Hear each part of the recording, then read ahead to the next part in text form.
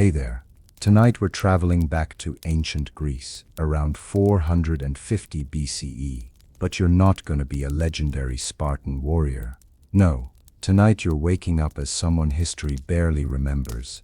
You are Alexios, a helot, a state-owned slave in Sparta. And here's the unsettling truth they never taught you in school. For every single Spartan warrior who marched into battle, there were 7 of you. 7 helots for every Spartan. You outnumbered your masters completely. So why didn't you just leave? Why didn't the helots rise up and overwhelm their oppressors? Well, that's what we're about to explore. Because the Spartans created something far more effective than chains. They created a system so brutal, so psychologically devastating, that it kept an entire population enslaved for centuries. So, dim the lights, get comfortable. Let me know in the comments where you're watching from and what time it is for you right now. Because for the next hour or so, you're going to experience what it was really like to live as a helot in ancient Sparta. The daily humiliations, the constant terror, and the impossible choices that kept you trapped in a system designed to break your spirit before it ever broke your body. Let's begin. You open your eyes before dawn, but you're not waking naturally. A Spartan overseer's boot just connected with your ribs. Up helot scum, he mutters, already walking away to kick the next sleeping figure. Your name is Alexios, and you're 23 years old, though you look closer to 40. The stone floor of the shared barracks offers no comfort, just cold that seeps into your bones every night. Around you, 40 other helots are stirring, groaning, preparing for another day that will be exactly like yesterday, and the day before that, stretching back to your childhood. You weren't born in chains, you were born into this. Your father was a helot, his father before him, going back generations to when Sparta first conquered your people, the Messenians. You've never known freedom, never traveled beyond the fields you work. The other helots around you are your only family now. Some are old men, whose backs are permanently bent from decades of labor. Others are teenagers who haven't yet learned to keep their eyes down when a Spartan passes. The barrack smells of unwashed bodies, smoke, and fear. There's no privacy here, no dignity. You sleep in your work clothes because you have nothing else. As you stand, your stomach cramps with hunger. Yesterday's meal was thin barley gruel, and nothing else. Today will probably be the same. The overseer is already at the door, counting heads. Everyone's here. If someone was missing, you'd all be punished. That's how it works in Sparta. You file out into the pre-dawn darkness with the other helots. The air is crisp, almost cold, and you can see your breath. Above you, stars still fill the sky, but on the eastern horizon there's the faintest hint of gray. You'll be working before the sun rises, and you'll still be working after it sets. That's normal. Your entire life happens in the margins of daylight, in the hours when proper Spartans are asleep or preparing for their military training. The overseer leads your group toward the fields. You know this path by heart. You've walked it every day for years. Past the overseer's small house, past the well where you're not allowed to drink. That's for the Spartan families only. Past the sacred grove where helots are forbidden to enter. Everything in Sparta has rules about where you can and cannot go, what you can and cannot touch. Breaking these rules means punishment, and punishment in Sparta is never mild. As you walk, you notice Nikolaos limping beside you. He's 50 years old, which makes him ancient for a helot. Most don't live that long. His limp is from a beating he received 2 months ago when he accidentally made eye contact with a young Spartan warrior. Eye contact. That was his crime. You learned that lesson early. Keep your head down, your eyes on the ground, your voice quiet. Invisibility is survival. The fields are starting to take shape in the growing light. Rows and rows of barley, olive trees in the distance, grapevines clinging to their supports. All of this belongs to Sparta. Everything you grow, everything you produce, goes to feed the Spartan warriors and their families. You get what's left, which is never enough. You reach the barley field as the sun begins to break the horizon. No breakfast, No water yet. That comes later if the overseer is in a good mood. You pick up your sickle from the tool pile. It's dull, of course. Helots aren't trusted with sharp tools, even though a sharp sickle would make the work infinitely easier. The tool feels heavy in your hands, though it's made of simple iron and weathered wood. Everything feels heavy when you're this tired and this hungry. The overseer shouts instructions you already know by heart. Start at the north end. Work your way south. Bundle the barley in neat sheaves. No talking, no resting. Anyone who falls behind gets the whip. You've seen it happen. You've felt it happen. The scars on your back are a map of every time you weren't fast enough, weren't obedient enough, weren't invisible enough. You bend to the work. The motion is automatic after years of repetition. Grab the stalks, saw through them with the dull blade, gather them into your arm, move forward, repeat. The sun climbs higher, and the day grows hot. Sweat begins to run down your face, stinging your eyes, soaking your tunic. Your back screams in protest at the bent position, but you can't straighten up. That would be resting. That would be punishable. Around you, other helots work in silence. The only sounds are the whisper of sickles through grain, the rustle of bundled stalks, and the occasional grunt of effort. No one speaks. Speaking is dangerous. Friendship is dangerous. The Spartans don't want helots forming bonds, making plans, building community. They want you isolated, alone in a crowd, too fearful to trust even each other. 3 hours into the work, your hands are bleeding. The rough wooden handle of the sickle has worn through the calluses you've built up over years. It happens sometimes, especially with these dull tools that require so much force. You want to stop, wrap your hands in cloth, but you don't. You can't. The overseer is watching, and showing weakness is an invitation for punishment. So you tighten your grip, feeling the wood stick to your palms with blood, and you keep cutting. Beside you, a younger helot named Damon is working too quickly, too frantically. He's new to the fields, only 15 years old, and recently assigned to adult labor. He doesn't understand yet that you have to pace yourself. If you burn out your energy in the morning, you'll collapse by afternoon, and collapsing is dangerous. You want to warn him, but speaking would draw attention. So you watch from the corner of your eye as Damon works himself into exhaustion, and you know what's coming. Sure enough, an hour later, Damon stumbles. He doesn't fall, just loses his balance for a moment, puts a hand to the ground to steady himself. But that's enough. The overseer sees everything. He's there in seconds, whip in hand. Too weak to work, Helot. The first crack of the whip makes everyone flinch, even though it's not hitting them. Damon cries out. The second crack brings a scream. The third brings pleading. By the fifth, Damon is sobbing, promising to work harder, to never rest again. You keep your head down and keep working. You've learned not to show sympathy. The Spartans are watching for any sign of solidarity among helots, any evidence of bonds forming. If you help Damon, you'll be next. That's the system. They've broken you all so thoroughly that you can't even comfort each other without risking your own skin. The sun reaches its peak, turning the field into a furnace.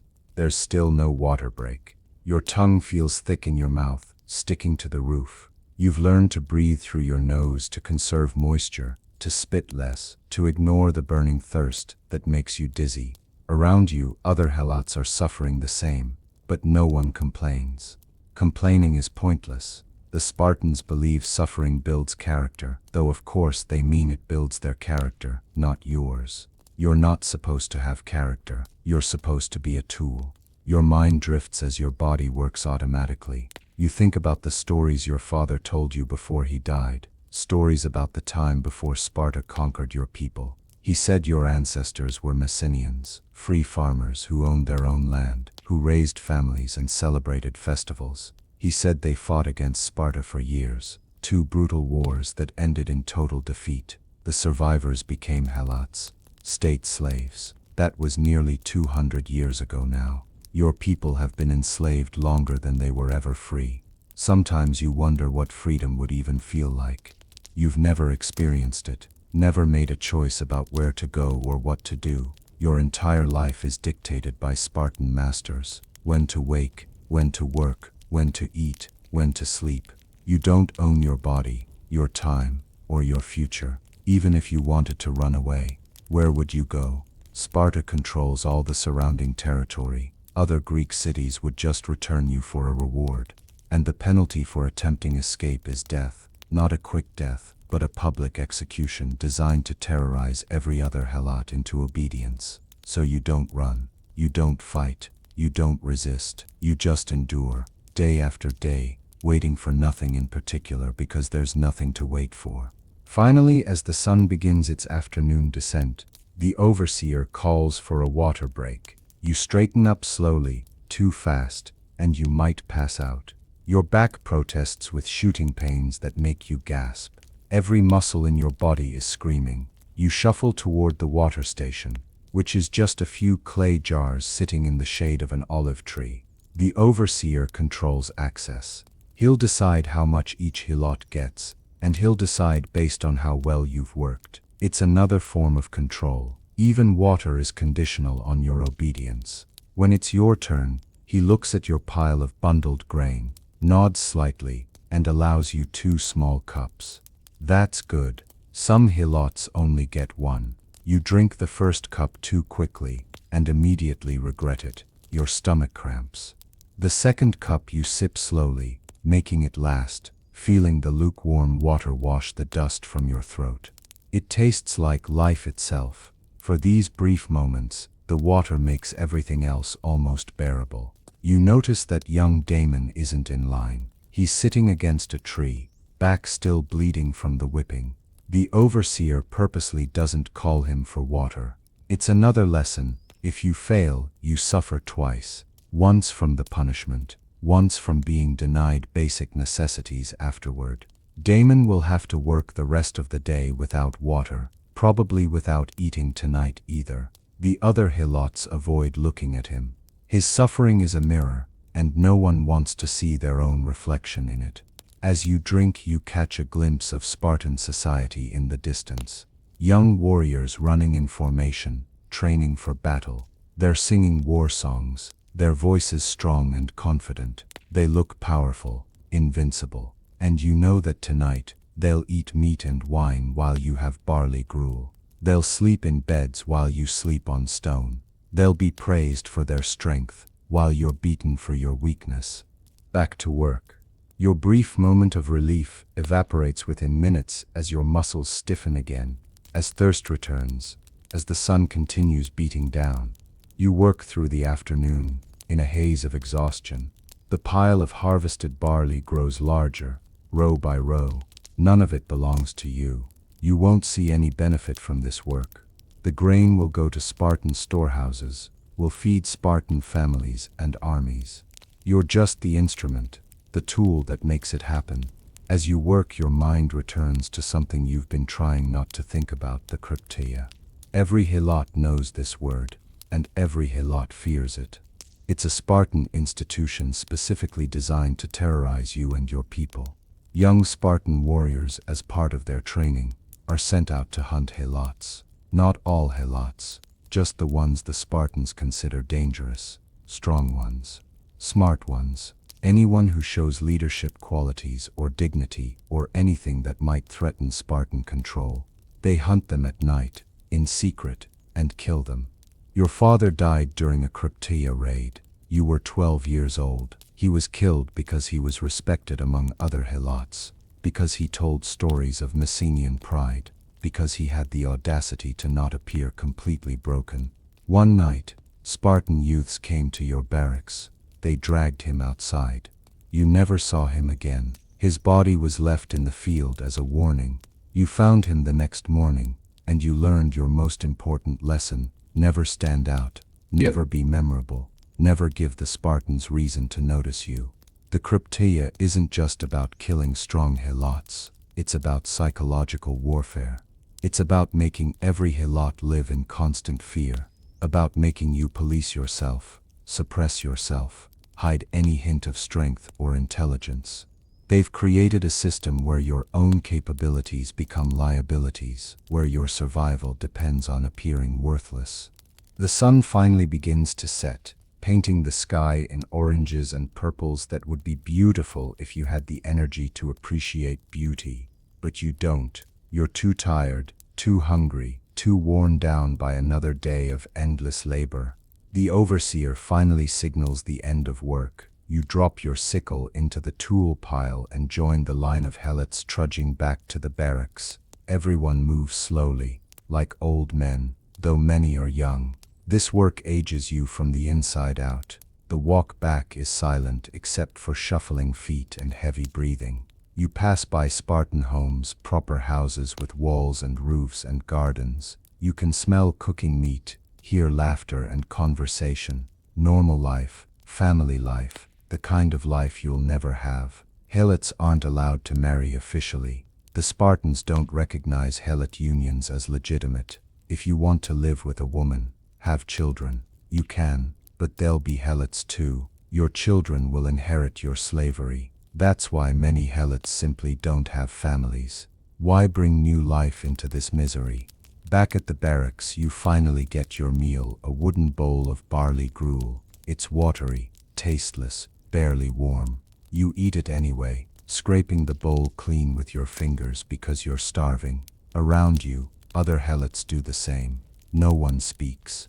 Conversation takes energy that no one has. You're all too depleted to do anything but eat, then collapse. But you notice something tonight. A few helots whispering in the corner. It's dangerous. The Spartans have informants among the helot population. Helots who report on others in exchange for better treatment. You don't know who they are, which means you can't trust anyone. Those whispering helots might be planning something, or they might just be friends talking. Either way, if they're overheard or reported, they'll disappear. You've seen it happen before. You lie down on the cold stone floor, using your arm as a pillow. Every muscle in your body aches. Your hands throb where the sickle wore through your skin. Your back feels like it's been twisted and broken. But worse than the physical pain is the mental exhaustion, the constant vigilance, the constant fear, the constant suppression of your own humanity. It's draining in a way that labor alone could never be. You're tired in your soul. Sleep should come easily when you're this exhausted, but it doesn't. Your mind won't stop. You think about the numbers. There are 7 helots for every Spartan citizen, 7 to 1. If helots ever organized, ever rose up together, you could overwhelm the Spartans easily. The math is simple, but the Spartans know the math too. That's why they've created this entire system of terror. The Krypteia hunting the strong, the informants creating mistrust, the random punishments keeping everyone terrified, the complete isolation from other Greek cities. The denial of weapons, training, or any form of organization. They've thought of everything. The Spartan system isn't just military prowess, it's a comprehensive apparatus of control. They've studied how to keep a hostile, outnumbering population enslaved, and they've perfected it. You're not kept in chains because you don't need chains when you're living in psychological shackles instead. When escape means death, resistance means death, and even dignity means death. What choice do you have except submission? Around you, other helots are settling for the night. Someone's coughing, probably lung sickness from years of breathing in grain dust. Someone else is crying quietly, trying to muffle the sound. These are grown men reduced to this, and you're one of them. You close your eyes and try to think of nothing, to make your mind as blank as the Spartans want your identity to be.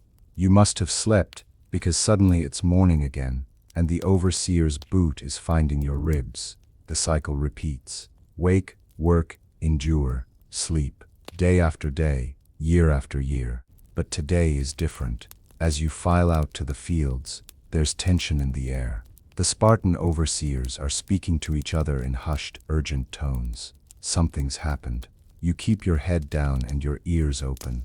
This is survival skill number 1. Gather information without appearing to be interested in anything. By midday, whispers have spread through the helot workforce. A group of helots from a neighboring estate, attempted to run away last night. 7 of them. They tried to flee into the mountains, probably hoping to reach another city-state. They were caught, of course.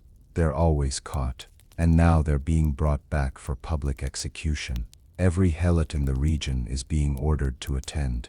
The Spartans want everyone to witness what happens to those who try to escape. Your stomach knots. You've seen executions before. They're designed to be as horrific as possible, to break not just the body but the spirit of everyone watching. The message is always clear. This could be you. At the end of the workday, you're marched with hundreds of other helots to the central square of the Spartan quarter. Spartan citizens line the streets, watching you pass. Their faces show contempt, disgust. To them, you're not human. You're livestock that occasionally needs to be reminded of its place. In the square, you see the 7 condemned helots. They're bound and kneeling. They're bruised and bleeding from the beatings they've already received. One is barely conscious. They're all young men, probably in their 20s, around your age. They could be you.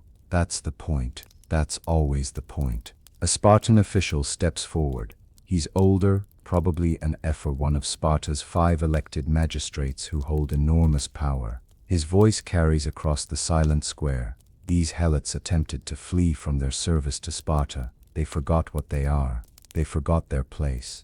Let this be a reminder to all helots: you exist to serve.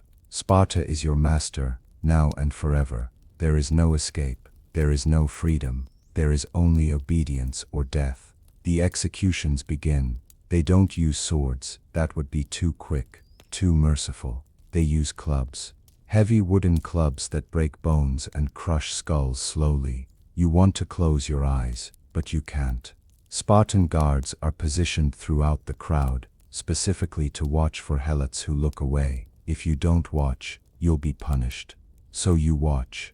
You witness every blow, every scream, every moment of agony. You watch 7 men who wanted nothing more than freedom be beaten to death in front of hundreds of their own people who can do nothing to help them. The sounds are worst. The wet crack of wood on bone, the screaming that turns to gurgling.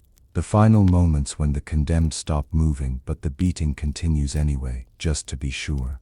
Around you, helots are crying silently, tears streaming down faces that remain expressionless. You can't even grieve openly. You have to watch in silence, to let the horror sink in without reacting.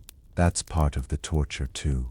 When it's finally over, and it takes nearly an hour because they kill each man slowly, one by one, the Ephor speaks again. Return to your quarters. Tomorrow you will work. You will serve. You will remember this day whenever you feel the foolish urge to imagine freedom. The bodies are left in the square.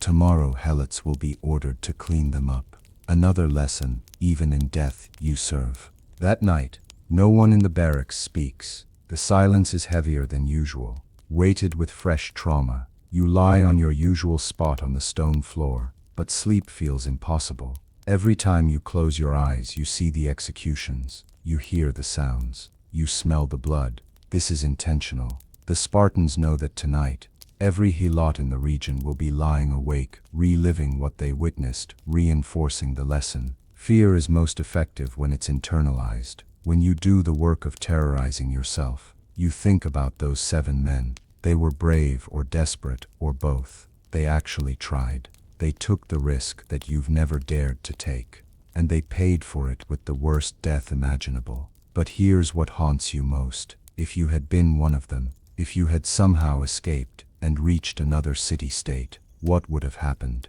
Would they have helped you? Or would they have returned you to Sparta for the reward money? The truth is bitter. No other Greek city would risk angering Sparta to protect runaway helots. Sparta is powerful, and other cities need Sparta's military might. When wars break out, your life isn't worth the diplomatic complications. So even if you could escape Spartan territory, which is nearly impossible, you'd still have nowhere to go. The Spartans have created a prison without walls. Your cage is all of Greece. Around you, someone is having a nightmare, whimpering in their sleep. Another man is praying quietly to gods who've never answered helot prayers. You wonder if the gods even hear prayers from slaves. The Spartans don't think helots have souls. They're taught from childhood that helots are a lesser form of human, somewhere between man and beast. If that's what your masters believe, maybe their gods believe it too.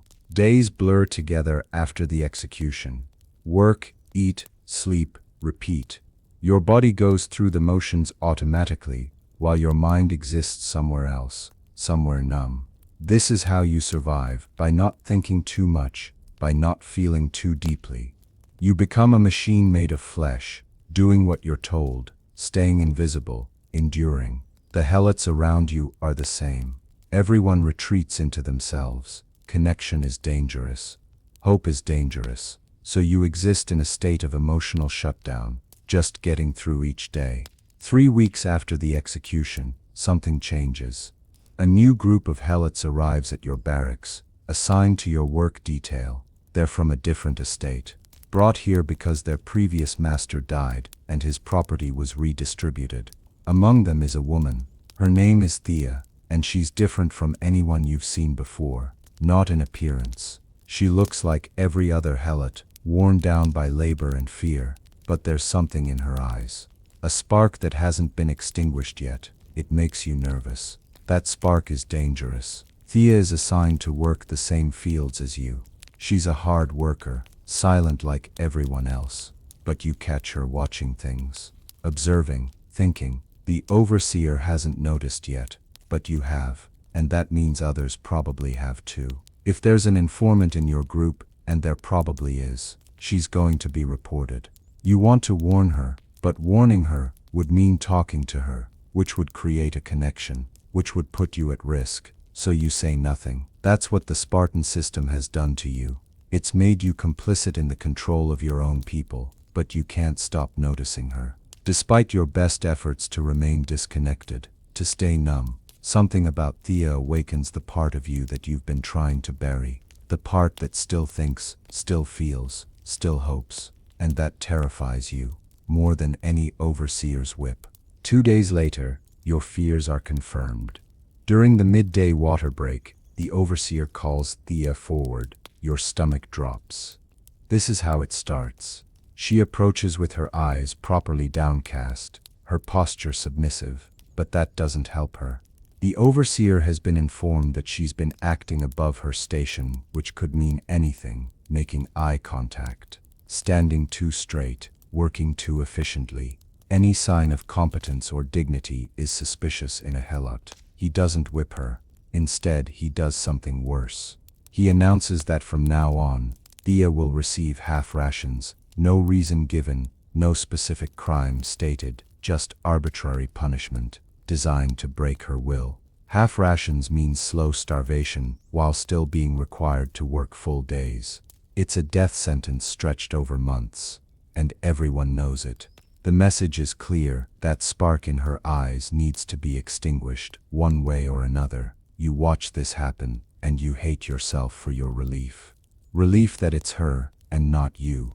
Relief that you've stayed invisible enough to avoid notice. This is what the Spartan system does. It turns helots against each other, makes you grateful for others' suffering, because it means you're temporarily safe. You're not just physically enslaved, you're morally enslaved too.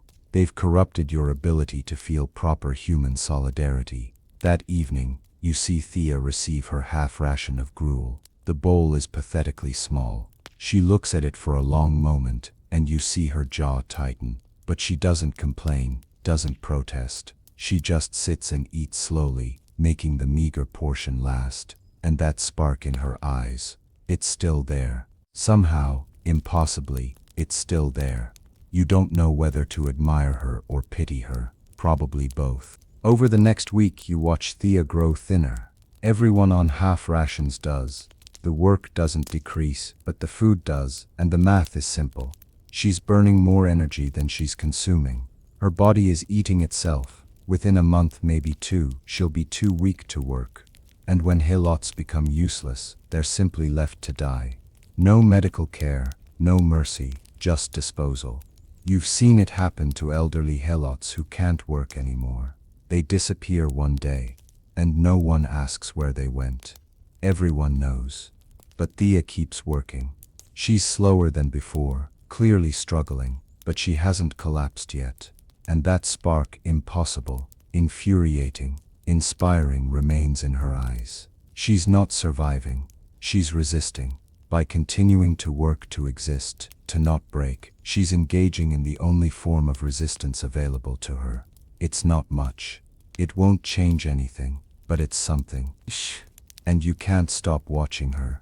Can't stop being drawn to that tiny flame of defiance in a world designed to extinguish all light. One evening, you make a decision that terrifies you. After the meal, after she's received her pitiful half ration and retreated to her corner, you approach her. Your heart is racing. This is dangerous. This is exactly what the Spartans watch for. But you can't help yourself. You've spent weeks in emotional shutdown, and something about Thea has woken you up. You're alive again, which means you're vulnerable again. But maybe that's better than being a walking corpse. You sit near her, not too close. You place half of your bread ration on the ground between you. Then you turn away, pretending not to notice her, pretending this is an accident. If anyone's watching, you can claim you dropped it, forgot it. But Thea knows. She knows what you're doing. You can feel her eyes on you. For a long moment, nothing happens. Then you hear the soft sound of her hand taking the bread. You don't speak to Thea. You don't even look at her directly. But over the following days, you continue to share small portions of your food. A piece of bread here, a few barley grains there. It's not much. You can't afford to give more without weakening yourself. But it's enough to slow her deterioration. She's still on half rations officially, still being starved by the Spartans, but your small contributions buy her time. Days, maybe weeks, enough to keep that spark alive a little longer. You're taking an enormous risk. If you're caught, if an informant reports you, you'll be punished severely, maybe killed, certainly beaten. But something has changed in you. After years of emotional numbness, of pure survival mode, you've rediscovered something you thought was dead, the ability to care about another person. It's terrifying and exhilarating at once.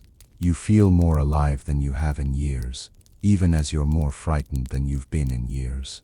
One night, Thea breaks the unspoken rule. After you place your food offering, she whispers, so quiet you almost miss it. Thank you. 2 words, that's all. But they're the first words any helot has spoken to you, with genuine feeling in longer than you can remember. Your conversations with other helots are perfunctory, functional, emotionless. Safety requires disconnection. But these 2 words create connection. They acknowledge that you're both human, both worthy of gratitude, both more than the tools the Spartans insist you are. You don't respond. You can't. The risk is too great. But your hand, lying on the ground between you, moves slightly closer to hers, not touching. That would be too obvious. Known souls, be care, that would be too obvious. But close enough that you can feel the warmth of her skin, close enough that the message is clear. You're not alone. In this place, designed to isolate and break individuals, you've found another person, and that changes everything. The secret food sharing continues for 2 weeks. You've developed a system. You eat quickly during meals while others are distracted. Then you approach Thea separately, make the transfer in shadows and retreat. No one seems to notice, or if they do, they're choosing not to report it. Maybe some helots understand. Maybe they see what's happening and decide not to destroy this small act of humanity. Or maybe you're just lucky. Luck runs out eventually in Sparta. During this time, Thea begins to regain small amounts of strength. She's still on half rations officially, still being punished, but your contributions make the difference between dying and surviving. And something else grows between you. Without words, without even much eye contact, you're developing a connection. You learn her patterns, the way she stretches her back between cutting grain, the slight limp in her left leg, old injury. You guess, the way she tilts her head when she's listening intently to overseer conversations. You realize you're learning to read her the way you read weather patterns or soil conditions, intimate knowledge born from careful observation, and she's learning to read you too. Sometimes she positions herself in the field so she's working near you. Sometimes her hand brushes yours when you transfer food, and you know it's not an accident. You're both playing a dangerous game, pushing boundaries in an environment where any boundary pushing can be fatal. But here's the thing about danger: when you live in constant fear anyway, when every day is already a struggle for survival, adding one more risk becomes almost easy. You're already afraid. You're already suffering. At least now you're suffering for something that feels real, for someone who sees you as a person rather than a tool. That's worth the risk. At least, that's what you tell yourself when doubt creeps in at night. Everything collapses on a Tuesday. Not that you know what day of the week it is, but later you'll remember it was the second day after the new moon. You're transferring food to Thea in the barracks, just like you've done for weeks. You've gotten comfortable, maybe even a little careless. And that's when you hear the voice behind you. Well, what do we have here? Your blood turns to ice. You turn slowly and see Leonidas, one of the Spartan overseers. And beside him, standing with arms crossed, is Demetrios, a helot from your barracks, an informant. He's been watching you for days, probably weeks, gathering evidence of your rule breaking. Leonidas smiles. It's not a pleasant expression. Helot, you know the rules. You work for Sparta, not for each other. Your loyalty is to your masters, not to— He looks at Thea with disgust. Not to that. He doesn't even use her name. She's not a person to him. Neither are you. You're both just problems to be corrected. Your mind races, trying to find words, excuses, anything. But there's nothing to say. You were caught. The evidence is clear. And the punishment for helots who form unauthorized bonds, who show loyalty to each other rather than to Spartans, is severe. They separate you and Thea immediately. She's dragged to one corner of the barracks, you to another.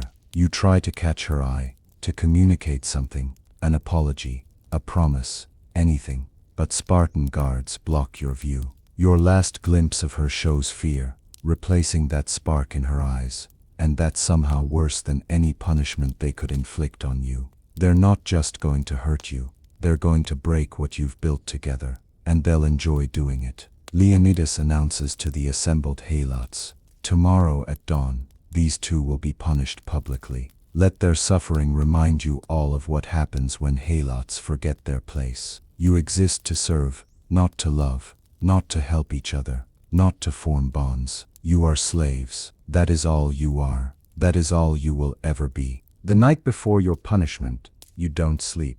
You can't. You're kneeling in the corner of the barracks where they left you, hands bound behind your back. Thea is somewhere else, probably bound the same way. You can't see her. All night, your mind tortures you with possibilities of what tomorrow will bring. The whip, certainly. Public humiliation, maybe worse. The Spartans are creative with their punishments, especially when they want to send a message, and two helots forming a bond, sharing food, showing loyalty to each other rather than to Sparta, that definitely requires a message. Around you, other helots are trying to sleep, but you can feel their fear. They know that tomorrow's punishment is meant for them too, meant to terrorize everyone. Your suffering will be an object lesson. You think about the 7 helots who tried to escape, beaten to death with clubs while everyone watched. Will that be you, or will they choose something different? Something designed specifically to break the kind of connection you and Thea formed. Your imagination supplies dozens of horrific possibilities. The worst part is the guilt. You did this. You knew the risks and you took them anyway. And now Thea is going to suffer because of your selfish desire for human connection. You should have left her alone. She was surviving, barely, but surviving. Your interference might have killed her. All because you couldn't handle your own loneliness, couldn't stay numb like you're supposed to. The Spartans are right in a way.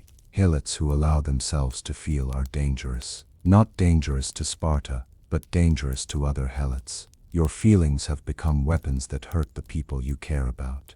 As dawn approaches, You can see gray light beginning to filter through the barracks openings. Your last hour of waiting is almost over. Soon you'll know what they've planned for you. Part of you almost welcomes it. At least the waiting will end. But another part, the part that Thea awoke in you, screams in terror. You don't want to die. You don't want to suffer. You want more nights of sitting close to her, sharing food, feeling like a person. But wants don't matter in Sparta. They never have. They come for you at dawn. Spartan guards drag you to your feet and march you outside. The entire Helot population of the estate has been assembled. Hundreds of people forced to witness whatever happens next. You search the crowd frantically for Thea and finally spot her. She's being held by two guards, her hands bound like yours. When your eyes meet, you see that her spark is gone, completely extinguished. Her eyes are empty now, dead. Whatever they did to her overnight broke something fundamental. Guilt crashes over you in waves. You did this to her. Leonidas stands in the center, addressing the crowd. These two helots violated the most sacred law of their existence. They forgot that they are property. They formed a bond without permission, shared resources without authorization, showed loyalty to each other rather than to their Spartan masters. This cannot be tolerated. Today you will all see what happens to helots who dare to imagine they are more than tools. He pauses, letting the fear build. You notice he's not carrying a whip. He's not carrying any weapon. That's somehow more terrifying. Then Leonidas announces the punishment, and your legs almost give out. They're not going to kill you. They're not even going to whip you. Not permanently. Instead, they're going to separate you. Thea is being transferred to an estate on the other side of Spartan territory. You'll never see her again. And both of you will be marked, a brand burned into your face, so that every helot and Spartan who sees you will know you're someone who tried to form unauthorized bonds. The brand will be a warning to everyone. Don't get close to these two. They bring punishment. It's brilliant in its cruelty. They're not just punishing you, they're ensuring you can never form bonds again. You'll live, but you'll live isolated, branded as dangerous and untrustworthy. Every human connection you attempt for the rest of your life will be tainted by that mark. They're not killing your body, they're killing any possibility of ever escaping loneliness again. The branding happens immediately. They heat an iron rod in a brazier until it glows red. The shape at the end is a simple circle with a line through it, the Spartan symbol for broken trust. They hold you down. You struggle, but 4 Spartan guards are stronger than you. You smell your own flesh burning before you feel the pain. Then the pain hits, white-hot agony spreading across your left cheek. You scream. You can't help it. The scream tears out of your throat unbidden, animal and raw. The Spartans wanted to break your ability to connect with others, but in this moment, you're connecting with every human who's ever felt agony. Your scream is the same scream that echoes through history, the sound of suffering transcending time. When they release you, you collapse. Your face throbs with a pain so intense you can barely think. But through blurred vision, you see them doing the same to Thea. You have to watch as they brand her, as she screams the same scream you just screamed. You try to close your eyes, but guards hold them open, forcing you to witness. They want you to internalize that you caused this. Her pain is your fault. Her brand is your fault. Her broken spirit is your fault. And you'll carry that guilt forever, along with the physical mark on your face. Leonidas speaks again. The female helot will be transferred within the hour. The male will remain here, working these fields for the rest of his days, bearing the mark of his transgression. Let this be a lesson to all helots. We allow you to exist. We allow you to work. We allow you to eat and sleep. But we do not allow you to love. We do not allow you to form bonds. You are slaves. That is the beginning and end of your identity. Forget that again, and the punishment will be worse. As guards drag Thea away toward a waiting wagon, she doesn't look back. She doesn't look at anything. She's gone somewhere inside herself, retreating to a place where they can't reach her anymore. You understand, because you want to go there too, but you can't. You have to stay present, stay conscious, bear the full weight of what you've done, and what's been done to you. That's part of the punishment. No escape, even in your own mind. The wagon takes Thea away. You watch until it disappears beyond the hills, carrying away the only person who's seen you as human in years. The branded side of your face throbs with each heartbeat, a permanent reminder of your crime, caring about someone. The helots around you are dispersing, returning to work. No one makes eye contact with you now. No one dares to. Your brand marks you as dangerous, as someone who causes punishment for others. You're effectively quarantined, more alone than you've ever been, despite being surrounded by hundreds of people. The overseer orders you back to the fields. Your face is still bleeding, still sending waves of pain through your skull, but there's no medical treatment, no recovery time. You work today, like you worked yesterday, like you'll work tomorrow. That's the point. Nothing stops for your pain. You're a tool, and tools don't get rest days. You pick up your sickle with shaking hands. The weight feels impossible. Everything feels impossible, but you bend to the work anyway, because what else can you do? As you cut grain, you realize something has fundamentally broken inside you. Before Thea, you were numb but functional, surviving through emotional shutdown. Then she woke you up, made you feel alive again. Now she's gone, and you're left worse than before, not numb, but actively suffering.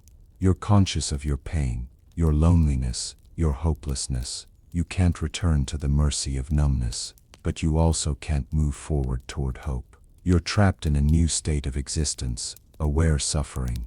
It's the worst of both worlds. Other helots work around you, giving you a wide berth. The message is clear: you're contaminated. Friendship with you brings punishment. Over the following days, you become a ghost among them, visible but unacknowledged. When you sit to eat, space opens around you. When you work, no one takes the adjacent row. You're being isolated not by chains or walls, but by your own people's fear of association. The Spartans have turned you into a warning, a walking example of what happens when helots forget their place. Weeks pass. Your brand heals into a permanent scar, a circular mark with a line through it that you can feel with your fingertips when you touch your face. Sometimes you do this compulsively, reminding yourself it's real, that all of this happened. The physical pain fades, but the psychological wound deepens. You think about Thea constantly. Where is she now? What a state? Is she still alive? Did she survive the transition, or did they work her to death as punishment? You'll never know. That's part of the torture, the not knowing, the imagining endless scenarios, each worse than the last. Your work quality deteriorates. You're slower, less efficient. Partly it's because you're weaker, you're barely eating, your appetite killed by depression, but mostly it's because you don't care anymore. What's the point? Why work hard? You're never escaping.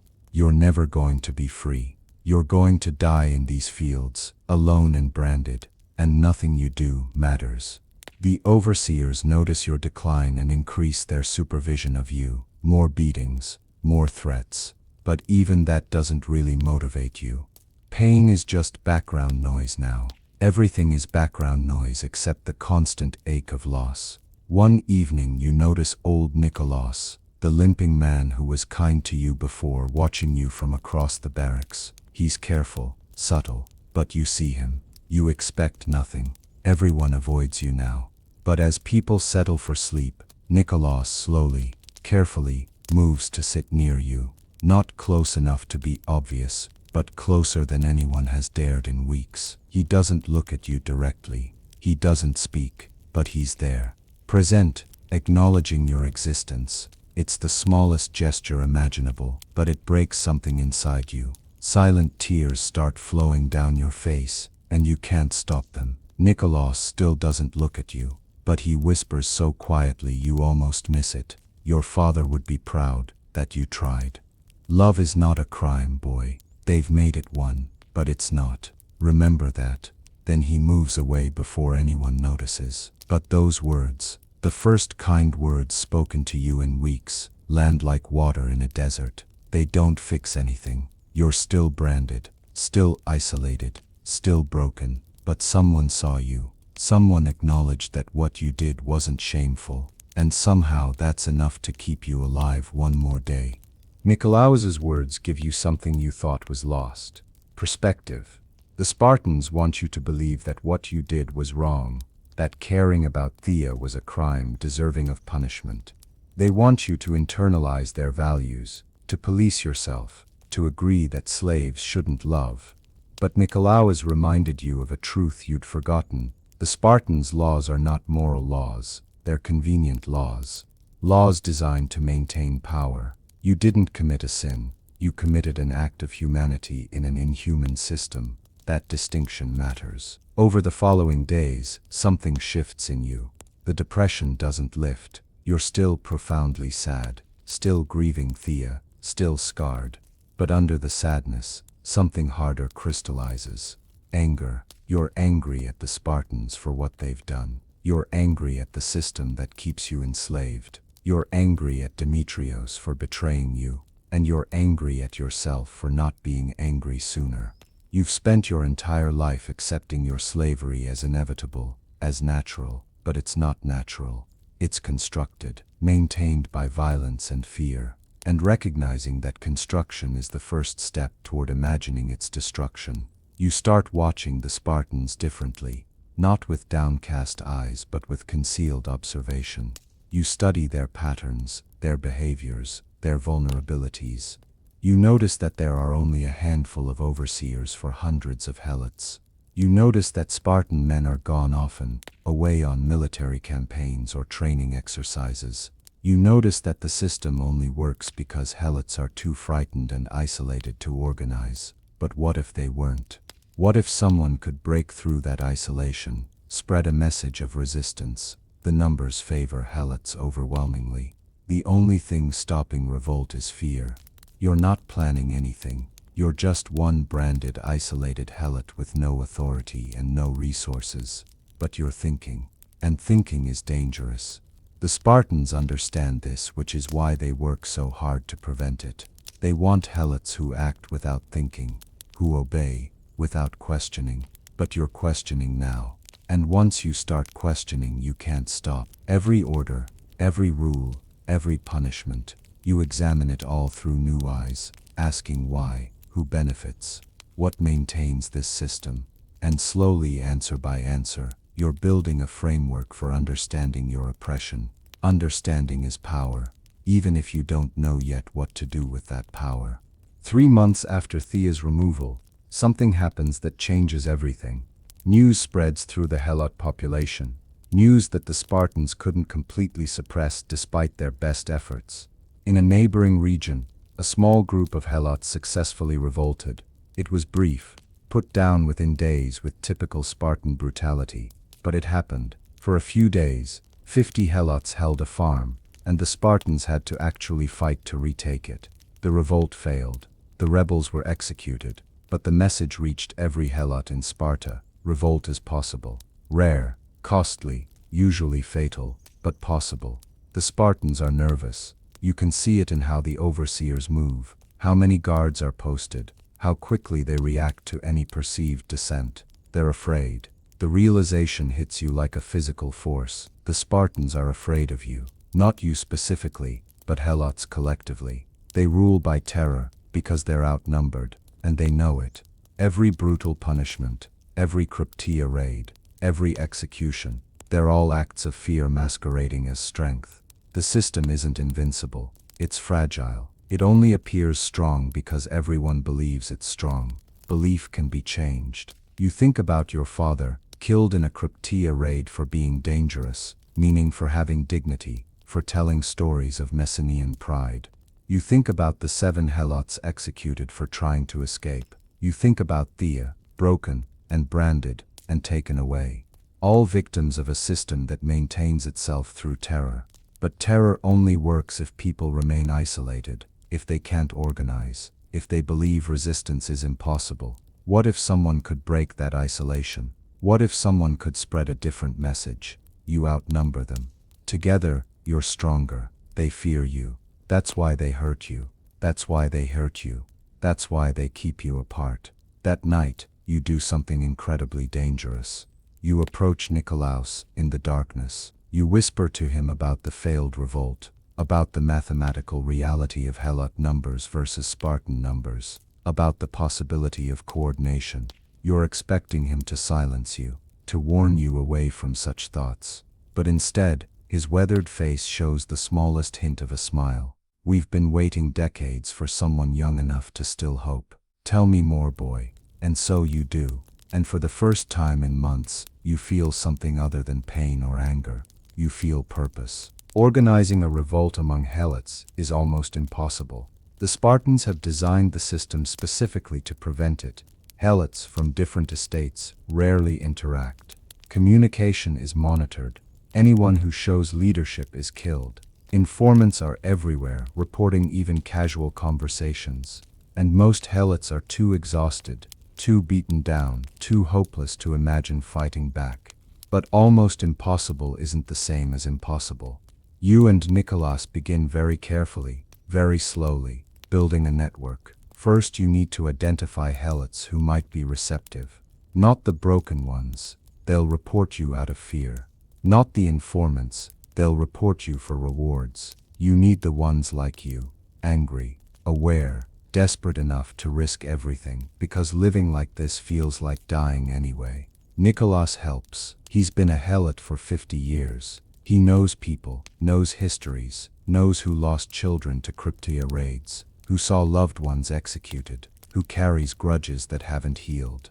These are your recruits, people who've been hurt too badly to be scared anymore. You approach them one at a time, in darkness, with careful words. You don't say revolt, that's too dangerous, too explicit. You say softer things. We outnumber them. They fear us. We could protect each other if we coordinated. Planting seeds, testing reactions. Most people don't respond. They're too terrified. Some explicitly refuse and ask you not to approach them again. That's fine. That's their choice. And you respect it by staying away. But some, a precious few, listen, eyes widen, questions form, and slowly over weeks you build a group. 15 helots, then 20, then 30. Not enough to revolt, not yet, but enough to start something.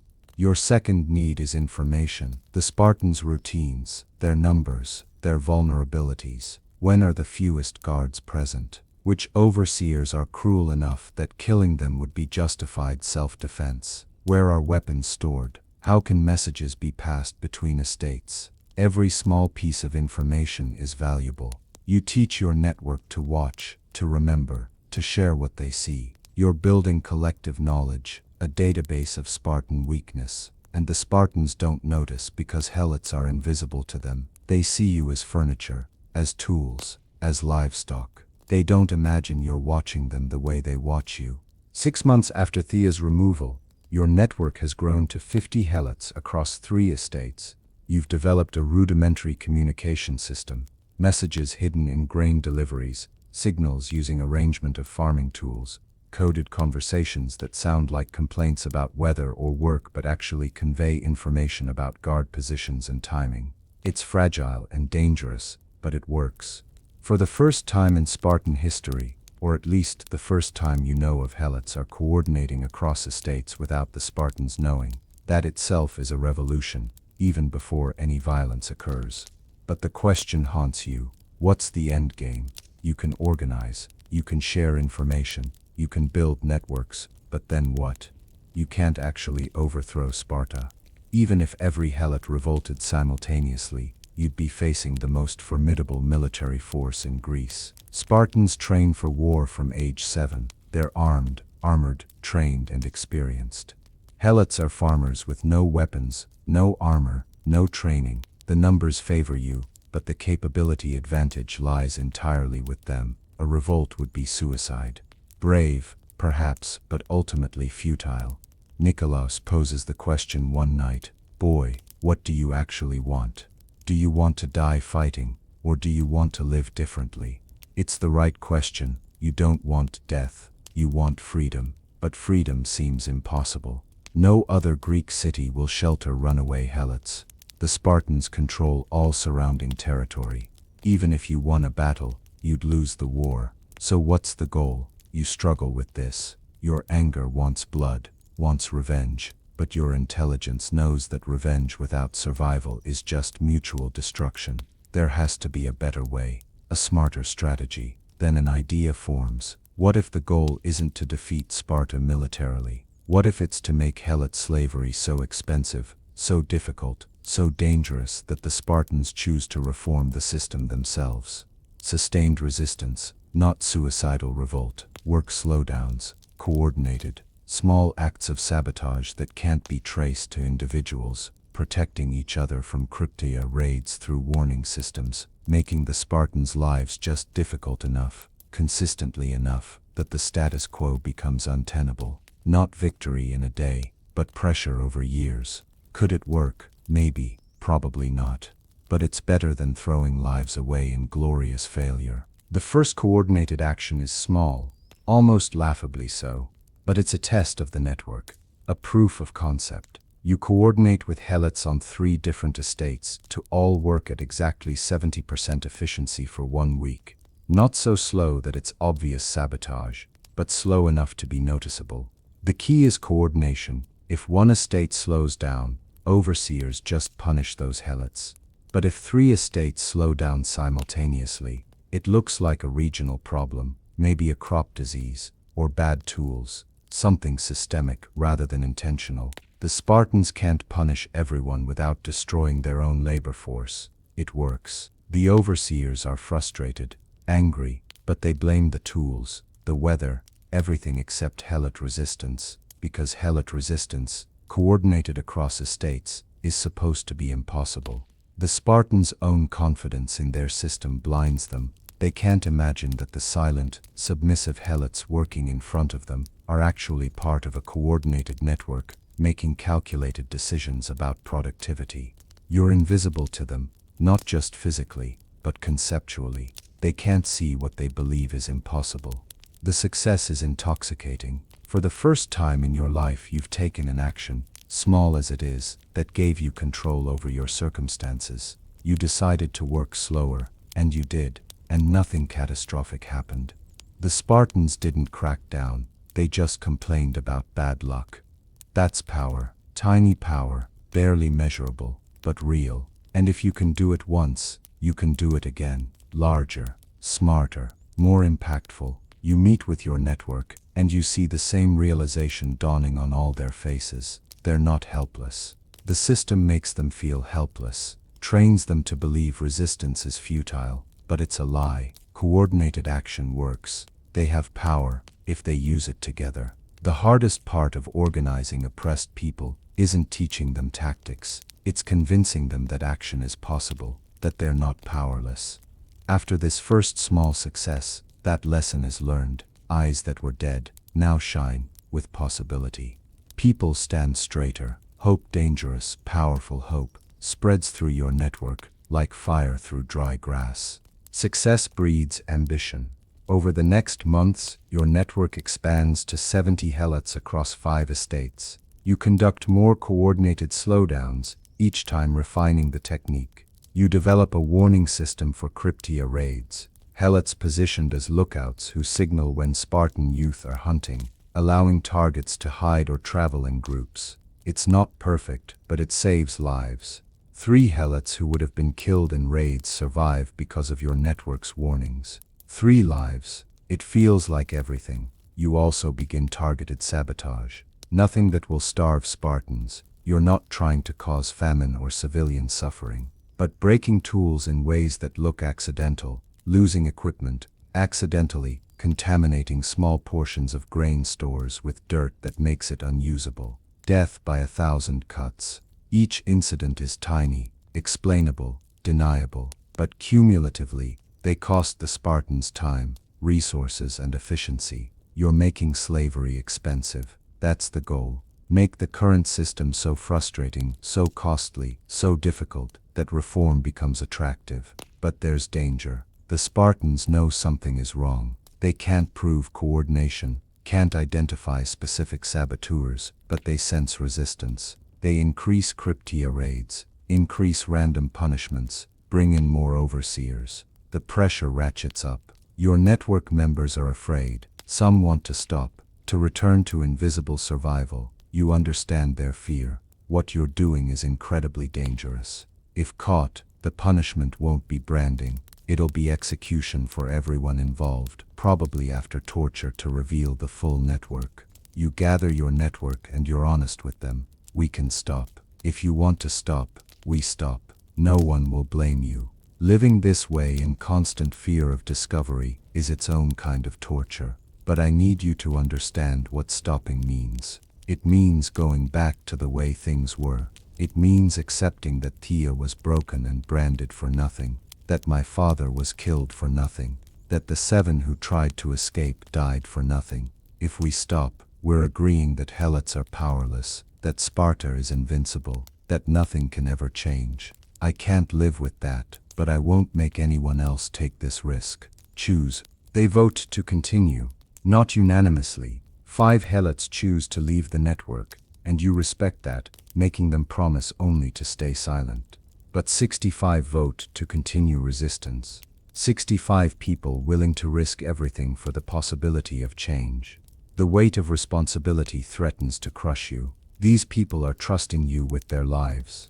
If you make a mistake, if you're discovered, they die. Their families die. The pressure is immense. But so is the honor. They've chosen you as their leader, and you won't betray that trust. The resistance evolves. You're no longer just slowing work and breaking tools. You're building alternative structures of support. When a helot is punished, the network shares food to help them survive. When someone is too sick to work, others cover for them, working slightly faster to mask the absence. When the Spartans separate families, the network helps maintain connections through messages. You're creating a shadow society within helot population, a network of mutual aid that exists underneath Spartan notice. It's not freedom, but it's humanity. It's the insistence that helots are people who care for each other, not isolated tools. One night, Nicolaos pulls you aside. His face is serious, more serious than usual. Boy, I need to tell you something. I'm dying. Your heart stops. He continues. Lung sickness. I've had it for months. Maybe I have a year left. Maybe less. I'm telling you because you need to prepare for leadership without me. This network is going to outlive me, and that's how it should be. You're ready. You're already the leader. I'm just the advisor. But when I'm gone, you'll need to find someone else, someone younger, to train as your replacement. This resistance can't depend on any one person. That's how movements die.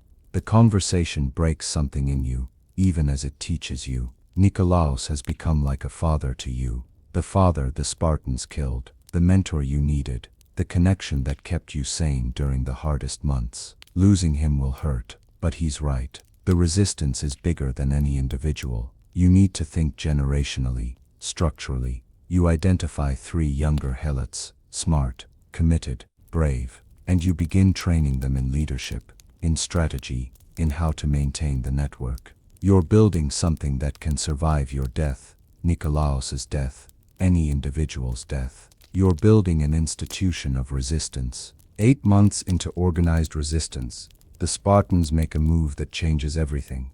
They announce a new policy. Any helot who reports resistance activity will receive freedom, complete freedom. Not just better treatment, actual manumission, released from slavery with permission to leave Sparta. It's brilliant and terrifying. The Spartans have correctly identified that they can't find your network through surveillance, so they're trying to destroy it from within by offering the ultimate temptation, freedom. The one thing every helot wants more than anything else. Your network fractures immediately. Not completely, but cracks appear. People who were committed yesterday are questioning today.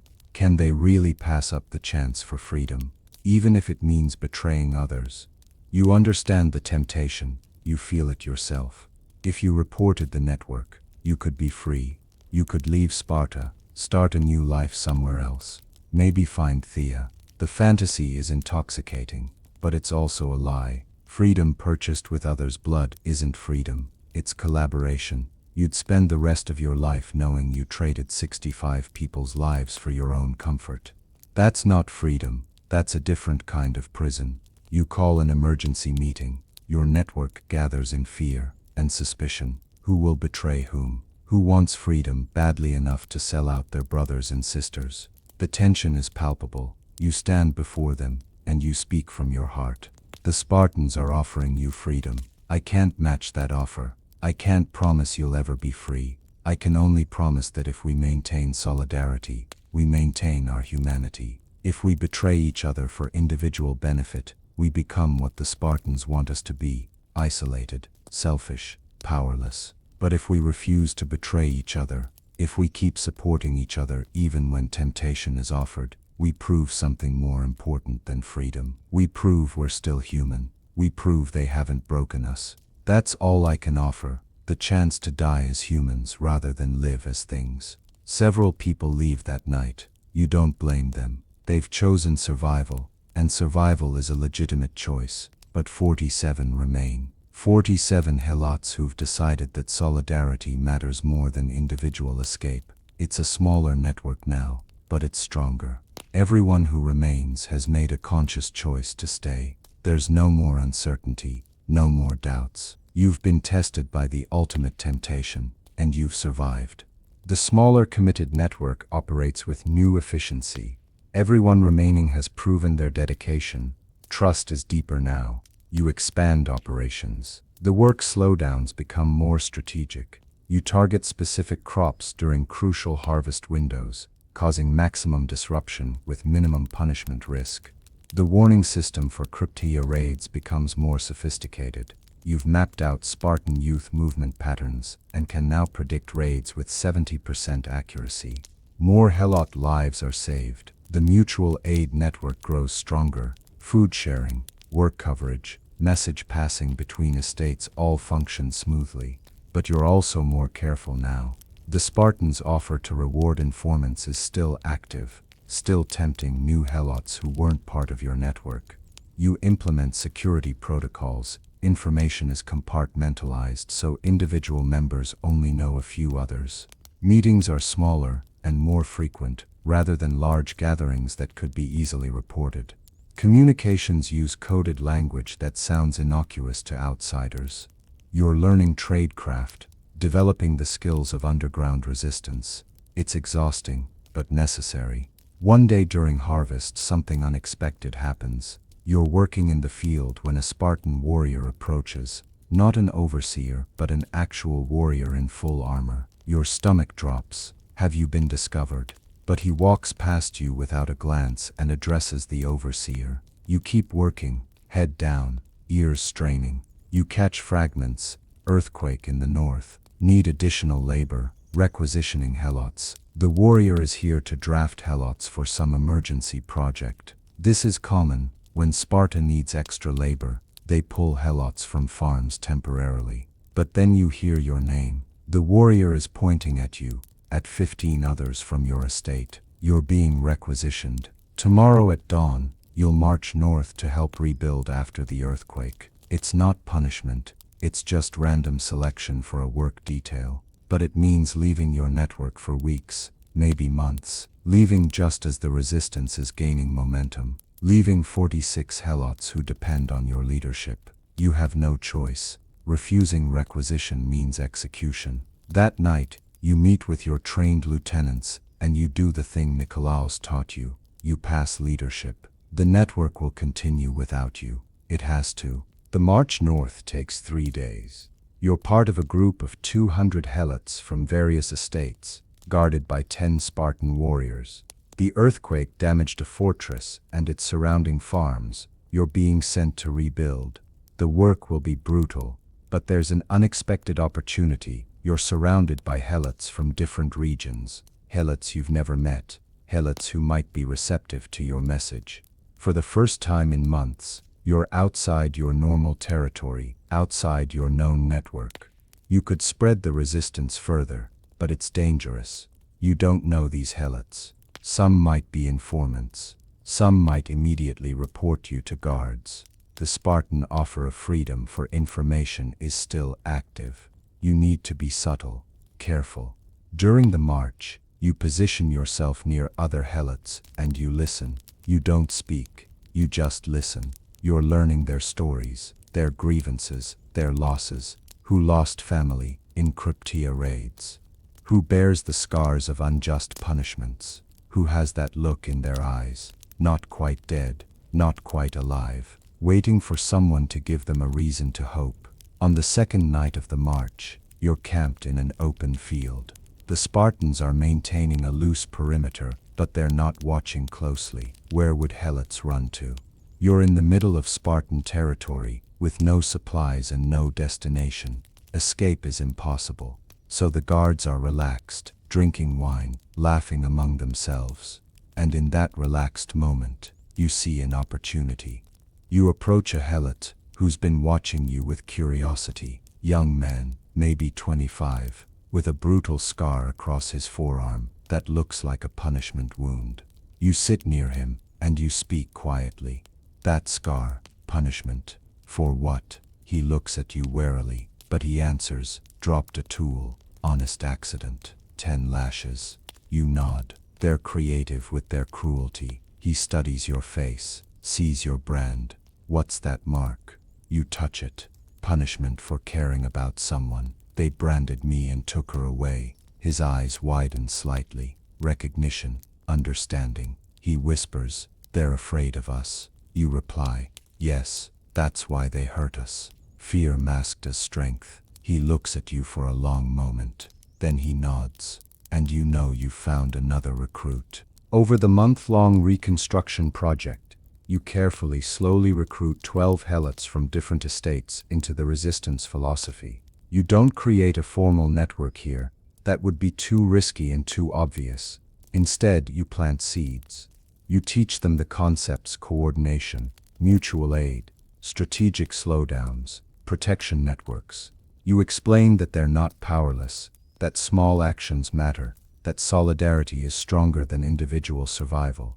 When the project ends and you all return to your separate estates, these 12 will carry the message with them. The resistance will spread organically, estate by estate, region by region. It's a slower strategy than you'd like, but it's safer and more sustainable. The work itself is grueling. 12-hour days hauling stone, mixing mortar, rebuilding walls. The Spartans want the fortress repaired quickly because it's strategically important for border defense. So they push you hard, harder than usual. Several helots collapse from exhaustion and heat. One elderly man dies, his heart simply giving out under the strain. The Spartans barely notice. They just send his body to be buried and requisition another worker from the group. Life and death mean nothing to them. Your equipment that sometimes breaks, that's all. But even in this brutal context, you see the power of the ideas you're spreading. The 12 helots you've recruited start implementing mutual aid without being told. When someone collapses, others cover their work. When the Spartans aren't watching, faster workers help slower workers so everyone makes quota. Small portions of food are shared with those most exhausted. It's basic humanity, but in Spartan slavery, basic humanity is revolution. These people are remembering they're human, remembering they can help each other, building bonds that the Spartans can't see but also can't break. One evening, Stavros, the young man with the arm scar, pulls you aside.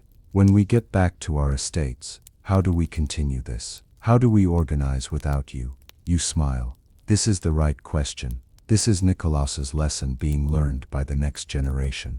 You do exactly what I did. You find one person you trust, then another, then another. You build slowly, carefully. You teach them to teach others. The resistance isn't me. It's the idea that helots are human, and humans help each other.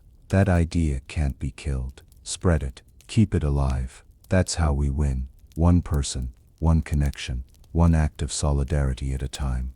After a month, the fortress project completes, and you return to your home estate.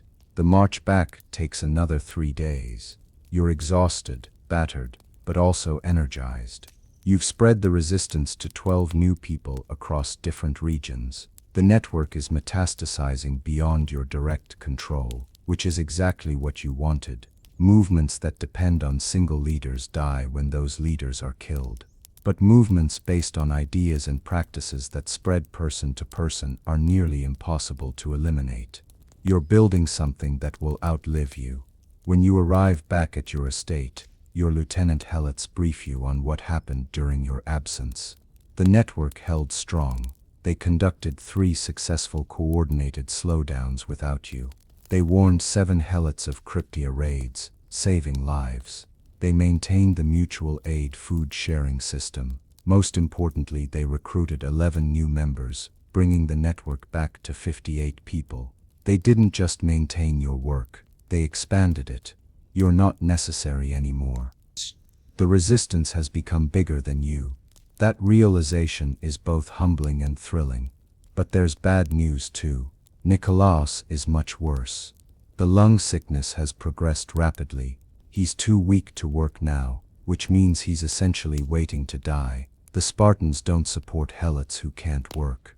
Your network has been keeping him alive, sharing food and covering his absence, but he's fading. You go to see him immediately. He's lying on his spot in the barracks, breathing shallowly, face pale. But when he sees you, he smiles. You came back. Good. I need to tell you something before I go. You sit beside him and take his hand. It's thin, cold, the grip weak. He speaks in a whisper. I'm proud of you, boy. You've done what I couldn't do in 50 years. You've given helots something I thought we'd lost forever. Hope. The network will continue. The resistance will spread. And someday, maybe not in my lifetime or yours, but someday Sparta will have to change. Because of you. Because of everyone you've taught. Remember that when things get hard, remember you've already won in the ways that matter. His breathing becomes more labored. Your father would be proud too. I knew him, you know. He died still hoping someone would carry on resistance. You're that someone. You're his legacy. And then Alexios closes his eyes and he's gone. Alexios' death breaks you for several days. You work mechanically, speak little, retreat into grief, but the network won't let you disappear into sorrow. They need you. People depend on you. And in a strange way, needing to be strong for others pulls you out of your grief faster than you could have pulled yourself out alone. That's another lesson in resistance. Individual suffering is isolating, but collective purpose creates strength. You mourn Alexios, but you mourn him while continuing his work. That's how you honor him. You conduct a secret funeral, gathering the network at night, each person speaking a memory or a gratitude to Alexios, acknowledging what he built and what he taught. It's not a traditional Greek funeral. There's no pyre, no rituals the Spartans would recognize. Just 58 helots standing in darkness, speaking truth about a man who refused to die internally even when he was dying physically. You speak last. Alexios taught me that resistance isn't about winning quickly. It's about refusing to accept defeat. Every day we help each other. Every day we maintain our humanity. Every day we remember we're people, and not tools. That's victory. Alexios lived in slavery for 50 years and died in slavery.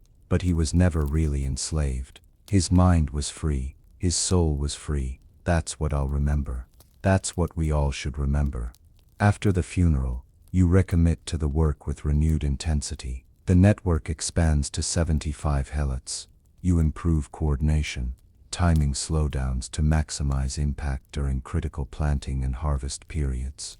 You develop a more sophisticated warning system for Krypteia raids using bird calls as signals. Specific patterns mean different threats. You establish supply caches of hidden food and basic medicines for emergencies. You're building infrastructure for long-term resistance, not just reactive tactics. Every improvement makes the network more resilient, more sustainable, more dangerous to Sparta. And then you receive word through the communication network. Thea is alive. She's working on an estate 4 regions away, branded like you. Isolated like you were, but alive. The news hits you like a physical force. For 9 months you've assumed she was dead or broken beyond recognition. But she's alive. That spark might still exist somewhere inside her. And suddenly you have a new purpose layered onto your existing purpose. You're going to find a way to see her again. Not to rescue her. You're not a fool. But just to let her know she's not alone. That someone remembers. That someone cares. That the connection they tried to destroy still exists. For 3 months you work on a plan to contact Thea. It's complicated and risky. Her estate is 4 regions away, 8 days travel. You can't just walk there. Helots who leave their assigned areas without permission are killed on sight. But there are occasional interstate transports when Sparta moves resources or reassigns workers. You need to position yourself to be selected for transport that goes near her location. Then find a way to slip away briefly, make contact and return before being noticed. The odds are terrible, but the alternative is living the rest of your life never seeing her again, and you can't accept that. Meanwhile, the resistance continues growing. You're now coordinating with over 100 helots across 8 estates. The network has become sophisticated enough that you're conducting complex operations, simultaneous work slowdowns timed to critical military supply deadlines, creating just enough disruption to delay Spartan army preparations without being obvious sabotage. The Spartans are frustrated. They know something is wrong, but they can't prove intentional resistance. They increase surveillance, increase punishments, but those actions just create more anger, which drives more helots into your network. They're trapped in a cycle of their own making. One day, opportunity arrives. A Spartan official announces that 15 helots from your estate will be transferred temporarily to help with harvest on an estate near Thea's location. You position yourself perfectly, working hard enough to be valuable, visible enough to be noticed, but not so outstanding that you'd be kept at home estate for crucial work. When selections are made, your name is called. You're going. For the first time in 10 months you'll be in the same region as Thea. Your heart pounds with anticipation and fear. This is the most dangerous thing you've done, more dangerous than organizing resistance because this is personal. If you're caught trying to contact her, the Spartans will use it against both of you. They'll make an example that will terrify every other helot, but you're going anyway. Some risks are worth taking. Before you leave, you meet with your 3 lieutenant leaders. You brief them thoroughly on maintaining the network during your absence. They're ready. They've been doing this work for months now. The resistance doesn't depend on you anymore. It's become organic, self-sustaining. That's exactly what you wanted. One lieutenant, a woman named Eudora, who's brilliant at coordination, asks the question you've been avoiding. If you don't come back, if something happens to you while you're gone, what should we do? You look at all 3 of them and you tell them the truth. Continue. Always continue. That's how we win. The 8-day march to the new region is torture, not because of the physical hardship but because of the anticipation. Every step brings you closer to Thea. You haven't allowed yourself to fantasize too much about seeing her. Hope can be dangerous when reality might crush it. But you can't help imagining, what if that spark is still there? What if seeing you helps revive it? What if you can tell her about the resistance, about how her suffering and yours sparked something bigger than either of you? What if you can make her understand that she wasn't broken for nothing? You arrive at the temporary estate, and you work. You're professional, efficient, unremarkable. You need to establish yourself as a reliable worker so you'll have some freedom of movement. While working, you carefully gather information about local estates, their locations, their populations. Thea's estate is 6 miles east. On your 3rd day, you determine there's a pattern. Every few days, a water detail of 4 helots walks to a nearby stream to refill storage vessels. The path passes within 2 miles of Thea's estate. If you could join that water detail and slip away briefly, it takes another week to position yourself to be selected for water duty. When you're finally chosen, your heart races. This is it. You walk with 3 other helots carrying empty vessels. The Spartan overseer accompanies you to the stream, watches while you fill the vessels, then crucially sits in the shade drinking wine while you finish. He's not worried about helots running. Where would they go? This is your moment. You tell your fellow helots you need to relieve yourself in the bushes. They don't care. You slip away, moving quickly but carefully, heading east. You navigate by landmarks you memorized, past the olive grove, over the small ridge through the barley field. You're on Thea's estate now. You can see helots working in the distance. Your heart pounds so hard you can hear it. You move along the field edge, trying to identify her among the workers. They're bent over, cutting grain. That's her. You're sure. Even from a distance you recognize the way she moves. You approach slowly, checking for overseers. When you're close enough, you whisper her name. She doesn't react. You say it again, slightly louder, Thea. She straightens slowly, turns, and sees you. Her face, that beautiful face you've held in your memory for 10 months, shows shock, disbelief, fear, but no recognition, no joy, just emptiness. The spark is gone. You stand there for precious seconds that feel like hours. Thea stares at you with those dead eyes, and you realize she's not broken, she's gone. The person who existed 10 months ago no longer exists. The Spartans didn't just punish her, they killed her psychologically and left her body functioning. This breathing, working thing in front of you wearing Thea's face isn't Thea. It's what remains after a person's soul is extracted. You're looking at your own potential future, the fate that awaits anyone who dares to care, who dares to hope, who dares to be human in this system designed to crush humanity. You want to say something, anything. You want to remind her of sitting close in the barracks, of whispered thank yous, of hands nearly touching, of that spark in her eyes that made you feel alive, but you don't, because she wouldn't understand. Those memories belong to someone who doesn't exist anymore. Instead, you just whisper, "I'm sorry," not because she understands, she doesn't, but because you need to say it. You're sorry you approached her, sorry your attention brought punishment down on her, sorry the Spartans used your caring as a weapon against both of you, sorry she paid the ultimate price for your inability to stay numb. She doesn't respond. She just turns back to her work, forgetting you before you've even walked away. You return to the water detail before being missed. You fill your vessels mechanically, walk back to your temporary estate, continue working, but something has broken inside you. The hope you've been carrying, the secret belief that maybe this suffering has meaning, maybe you can protect people, maybe love can survive this system, that hope dies. You've been telling yourself that the resistance matters, that solidarity matters, that maintaining humanity matters.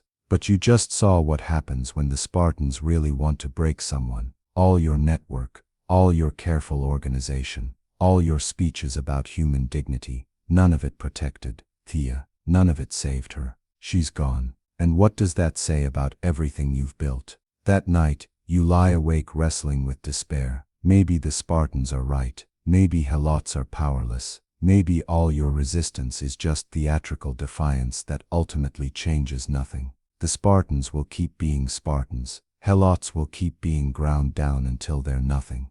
Your father died for resistance and it didn't matter. Nikolaos died and it didn't change anything. Thea was destroyed and your network didn't save her. What's the point? Why continue fighting when the enemy has already won?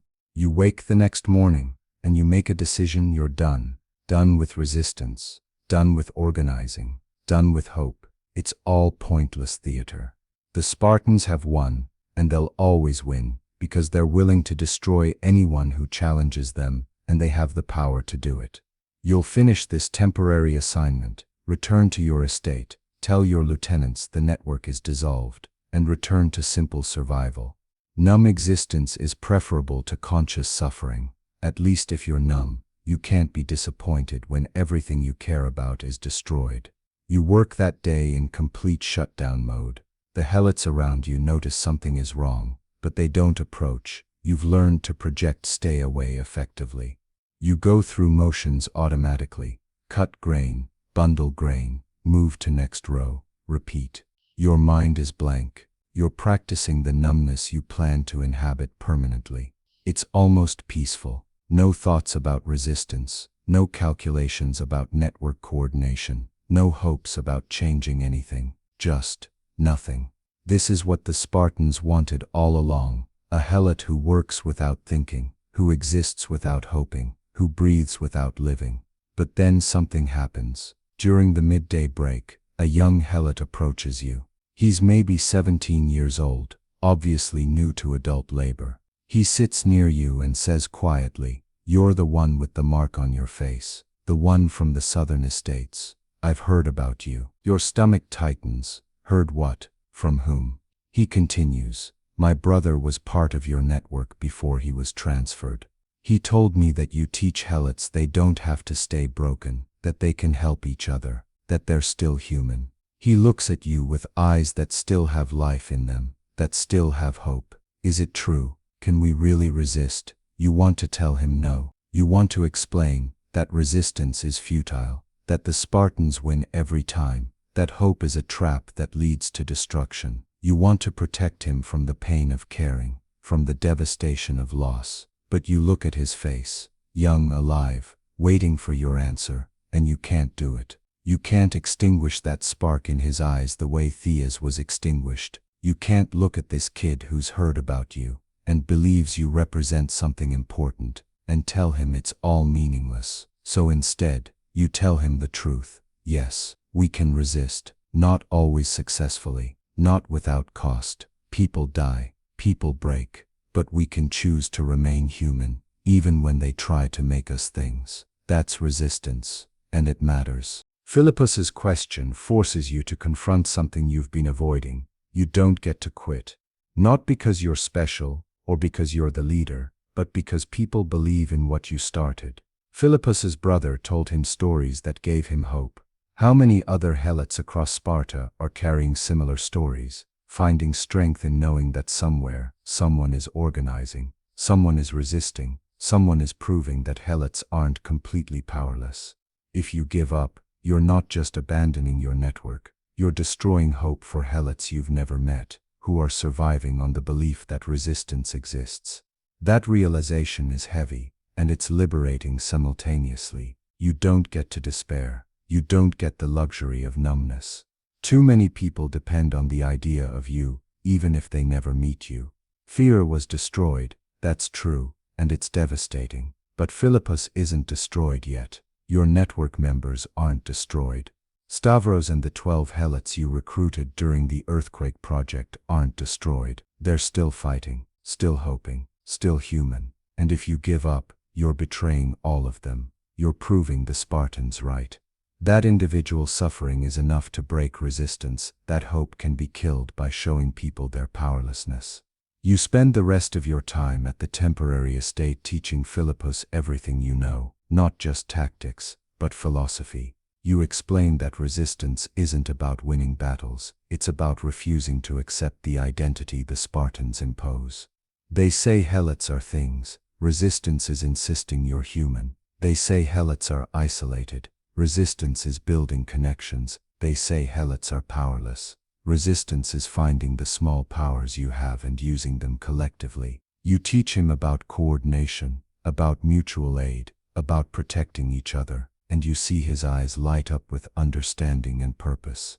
When your temporary assignment ends and you march back to your home estate, you're different from when you left. You're not the hopeful organizer you were. That innocence is gone, but you're not despairing either. You're something harder, more sustainable, realistic. You understand that the Spartans will keep destroying people. You understand that victory isn't inevitable, or even likely. But you also understand that resistance isn't about the destination, it's about the journey. Every day you maintain your humanity, every person you help, every connection you protect. Those are victories, even if they're temporary. That's all any victory ever is, temporary. But temporary victories sustained over years become something bigger. They become a culture of resistance. You return to your home estate and immediately reconnect with your network. They've continued operations successfully during your absence. The movement is strong, growing, functioning. You brief them honestly about seeing Thea, about how completely she was broken, about your crisis of despair.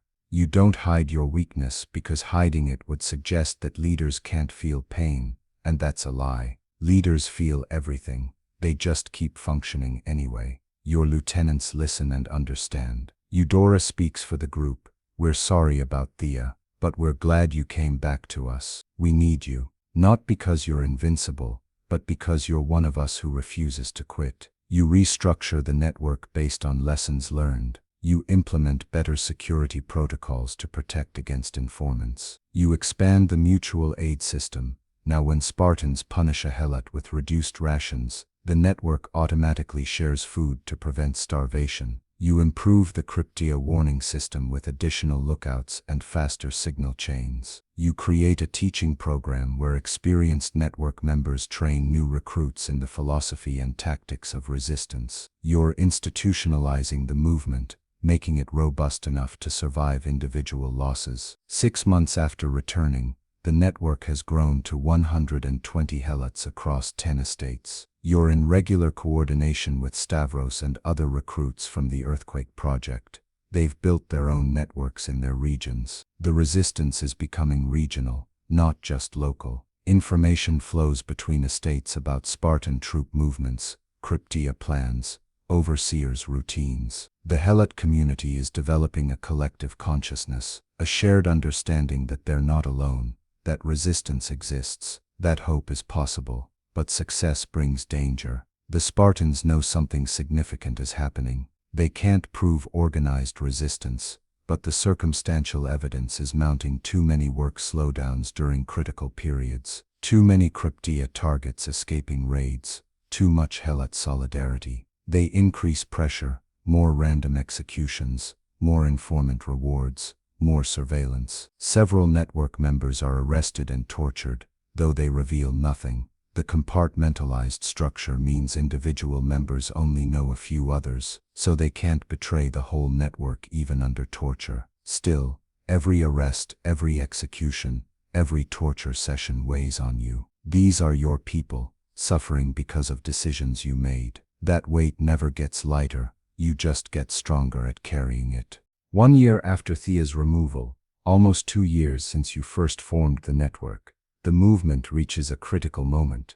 Word spreads through the Helot communication system. There's going to be a major Spartan military campaign. Most of Sparta's warriors will be leaving for several months to fight a war with Athens. The estates will be guarded by only a skeleton crew of overseers and young warriors. This is an unprecedented opportunity. With the Spartans' military might deployed elsewhere, helots outnumber their guards even more dramatically than usual. Some voices in your network are calling for open revolt. This is our chance. We might never get another one. We could seize the estates, arm ourselves, take control before the army returns. You gather the full network leadership, 20 people, now representing 150 helots across 12 estates. You let everyone speak. The arguments for revolt are passionate. This is the best opportunity in generations. The numerical advantage is overwhelming. Helots deserve freedom. Death in rebellion is better than life in slavery. You listen to everything.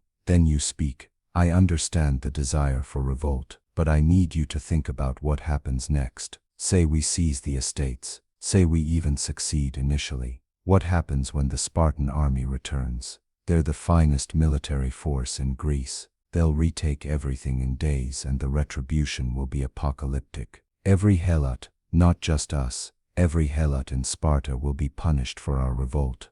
Executions won't be dozens, they'll be thousands. The room is silent. You continue.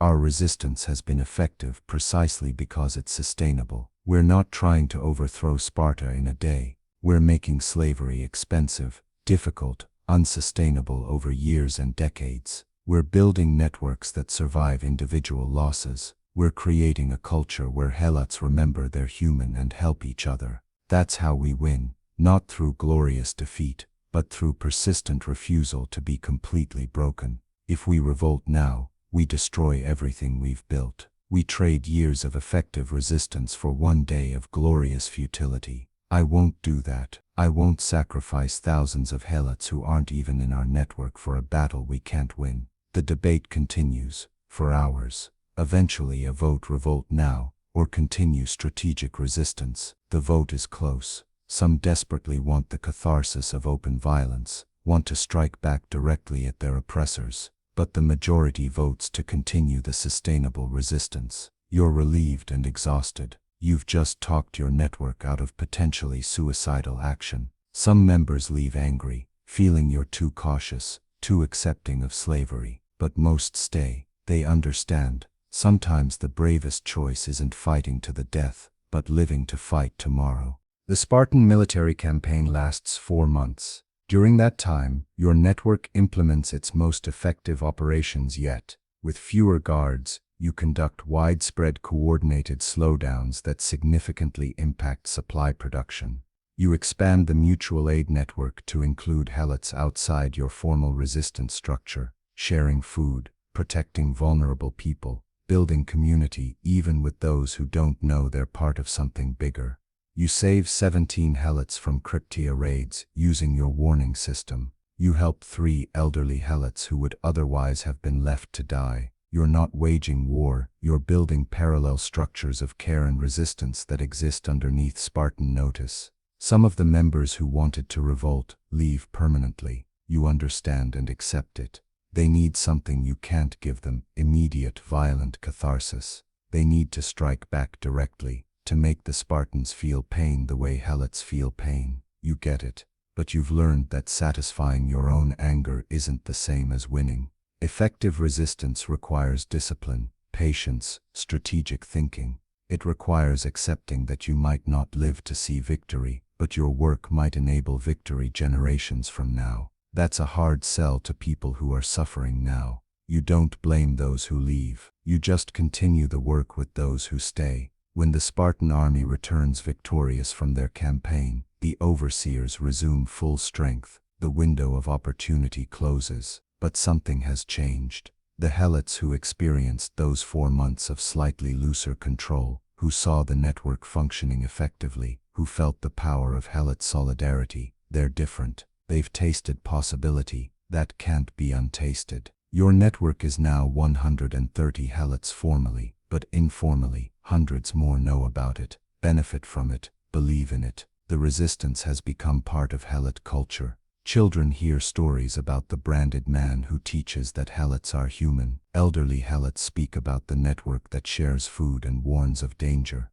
You're no longer just organizing, you're creating mythology, building a narrative that gives helots identity beyond slavery. One night, Eudora asks you a question that's been hovering unspoken. Do you think we'll ever be free? Really free, or is this all we get, just making slavery slightly less terrible? You consider the question seriously. Finally you answer, I don't know if we'll be free, but I know we're freer than we were. We're free in our minds. We're free in our relationships with each other. The Spartans own our bodies and our labor, but they don't own our humanity anymore. That's something, maybe that's everything. And if we keep building this, if we keep teaching helots they're human, they deserve dignity, they can help each other, maybe eventually Sparta will have to choose, change the system, or face constant, expensive, exhausting resistance. That's the closest to freedom we might get, and it's worth fighting for. 2 years after beginning the resistance, you're no longer the person who woke up to an overseer's boot in your ribs. That person was broken, numb, surviving without living. You're still a slave, that hasn't changed. You still work from dawn to dark, still eat inadequate food, still sleep on stone floors, still bear a brand on your face that marks you as someone who dared to care. The Spartans still control your body, your labor, your location. In the most literal sense, you're no freer than you were 2 years ago. But everything has changed. You're part of a network of 130 committed helots and hundreds more who benefit from and support the movement. You've built structures of mutual aid that keep people alive who would otherwise die. You've created warning systems that have saved lives from Krypteia raids. You've taught helots across 12 estates that they're human, that they deserve dignity, that they can help each other. You've trained leaders who will continue this work after you're gone, and you will be gone eventually, whether from natural death or Spartan execution. But the work will continue. That's victory. You think about Thea often, about how she was destroyed, how the Spartans broke her to break you, how your love became a weapon they used against both of you. That pain never fully heals. But you've transformed it. Instead of letting her destruction destroy you, you've used it as fuel for building something that might prevent other helots from being broken the same way. You can't save everyone. You couldn't save Thea, but you've saved some people. You've given some people hope. That has to be enough, because it's all that's possible. Tonight, as you lie on your stone floor in the barracks, surrounded by other helots, some who are part of your network, some who aren't. You feel something you haven't felt since childhood. Peace. Not happiness. Happiness requires more than slavery ever allows, but peace. The peace of knowing you fought well, that you used your suffering to reduce others' suffering, that you refused to be completely broken even when every force in Sparta worked to break you. You close your eyes and you think about your father, about Nikolaos, about Thea, about everyone who suffered and died in this system, and you whisper into the darkness, I didn't quit, they didn't break me, I stayed human. That's the victory. Tomorrow you'll wake to an overseer's boot, you'll work the fields, you'll struggle, but you'll do it as a human being, surrounded by other human beings who help each other, who remember who they are, who refuse to be just tools, and somehow, impossibly, that's enough. That's everything. That's what it means to resist, not to win everything, but to refuse to lose everything, to maintain your humanity, even when they try to take it. To help others even when it's dangerous, to hope even when hope seems foolish. That's your victory, and no one can take it from you. And so you rest. You've traveled through time tonight, lived as Alexios, felt what it meant to be outnumbered only by your master's fear. The Spartans were powerful, yes, but they lived in terror of the truth. That 7 helots for every Spartan meant mathematics favored the oppressed. They won through psychology, not strength, through isolation, not chains. But isolation can be broken. Connection defeats control. Remember that as you drift off now, comfortable and safe, you're free to sleep peacefully, free to dream, free to wake tomorrow and make your own choices. That's the victory Alexios never had, and the one he helped others remember was possible. Rest well.